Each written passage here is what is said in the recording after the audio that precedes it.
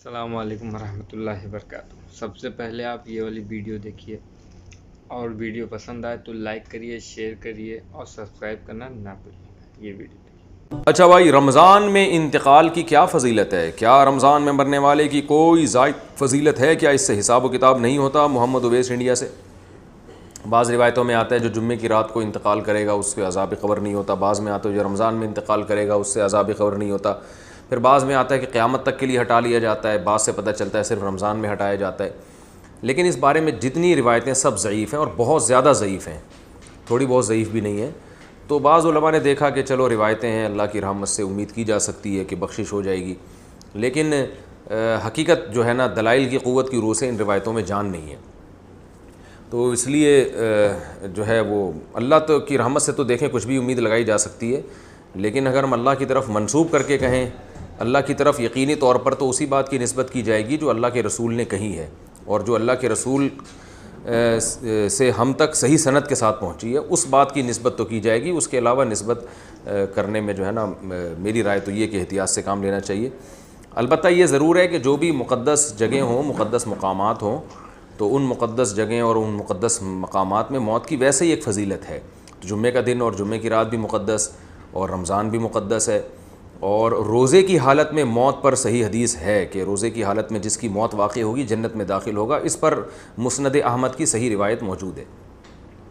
تو اور رمضان میں اگر کوئی کسی کی موت واقع ہوتی ہے تو ہم اللہ کی رحمت سے امید کر سکتے ہیں کہ اس پر رحمت زیادہ ہوگی، جیسے مدینہ میں موت ہے، مکہ میں موت ہے، یا جنت البقیع میں دفن ہونا، یہ سب فضیلت والی چیزیں تو اللہ کی رحمت سے امید کی جا سکتی ہے۔ لیکن یاد رکھیں تمام احادیث کو اور قرآن کی آیات کو جمع کر کے فیصلہ کیا جاتا ہے۔ اگر ہم قرآن کی بہت ساری آیتوں کو اور احادیث کو سامنے رکھتے ہیں تو اصل بخشش کا مدار عمل پر ہے۔ کسی خاص ٹائم پہ مرنا یا کسی خاص حالت میں مرنا اس پر اصل مدار نہیں ہے۔ اس کی وجہ سے اللہ کی رحمت آ سکتی ہے، صغیرہ گناہ معاف ہو سکتے ہیں، کبیرہ گناہوں کے لیے قرآن میں اور احادیث میں جگہ جگہ یہی مضمون ہے کہ ان کے لیے توبہ ضروری ہے۔ یہ اس لیے کہہ رہا ہوں کہ بعض دفعہ لوگ کوئی بہت بڑا کھلے عام گناہ گار ہوتا ہے، کھلے عام بدماشی کر رہا ہوتا ہے، ظلم کر رہا ہوتا ہے، رمضان میں مر جاتا ہے تو ہم اس کو جنت میں پہنچا دیتے ہیں۔ اس سے کیا ہوتا ہے؟ لوگوں میں بدعملی پیدا ہوتی ہے، اور قرآن کی ان آیتوں کا انکار لازم آتا ہے جس میں اللہ نے فرمایا کہ وَذَرُوا ظَاهِرَ الْإِثْمِ وَبَاطِنَا، ظاہری گناہ بھی چھوڑو، چھپے ہوئے گناہ بھی چھوڑو۔ ان الذین یکسبون الاثم، جو لوگ گناہ کماتے ہیں، سیجزون، عن قریب ان کو بدلہ دیا جائے گا۔ تو اللہ نے یہ نہیں کہا جو گناہ کماتے ہیں ان کو سزا ملے گی بشرطے کہ وہ شوال میں فوت ہوں یا رمضان میں نہ ہوں، ایسا کچھ نہیں ہے۔ اصل قانون یہی ہے۔